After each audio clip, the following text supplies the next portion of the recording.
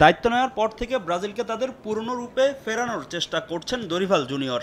বিশ্বকাপ বাছাইয়ে টানা ৩ ম্যাচ হারা সেলেসাওরা তার অধীনে প্রথম 2 ম্যাচেই ঘুরে দাঁড়িয়েছে।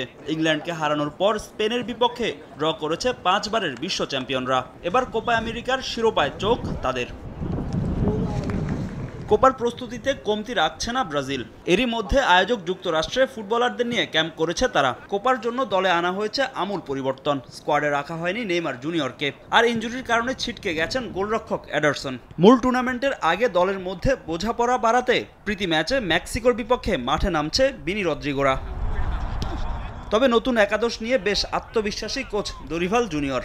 মেক্সিকোর বিপক্ষে সেলেসাউদের আক্রমণ ভাগে নেতৃত্ব দেবেন সদ্য চ্যাম্পিয়ন্স লিগ জেতা ভিনিসিয়াস জুনিয়র ও রদ্রিগো। তাদের সঙ্গী হবেন বার্সেলোনায় দারুণ ছন্দে থাকা রাফিনহা। রক্ষণ ভাগের দায়িত্ব সামলাবেন এডার মিলিতাও, মার্কিনিওস ও ওয়েন্ডেল। আর মাঠে থাকবেন লুকাস পাকেতা, ডগলাস লুইস ও ব্রুনো গুইমারেস। অন্যদিকে এই ম্যাচ দিয়ে কোপার প্রস্তুতি সেরে রাখতে চায় মেক্সিকো। যদিও খুব ছন্দে নেই ফিফা র্যাঙ্কিংয়ে 14তম স্থানে থাকা দলটি। নিজেদের শেষ ম্যাচে উরুগুয়ের বিপক্ষে 4-0 গোলের বড় ব্যবধানে হেরেছিল তারা।